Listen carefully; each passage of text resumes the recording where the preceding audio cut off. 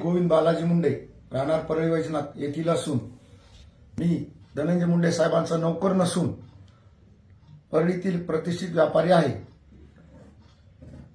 सारंगीताई महाजन यांनी जे आरोप केलेले आहेत ते बिनबुडाचे आहेत। सारंगीताई यांचा आणि माझा व्यवहार 2 वर्षापूर्वी झालेला आहे। त्या व्यवहाराशी धनंजय मुंडे साहेब व पंकजाताई यांचा कुठलाही संबंध नाही। हा व्यवहार 2 वर्षापूर्वी झाला असून त्यांनी स्वतः व्यवहार ठरल्यानंतर त्यांची रक्कम दिल्यानंतर त्यांनी रजिस्ट्री ऑफिसला येऊन रजिस्ट्री करून दिलेली आहे। तरी त्यांना माझी विनंती आहे की त्यांनी विनाकारण माझी व मुंडे कुटुंबियाची बदनामी करू नये।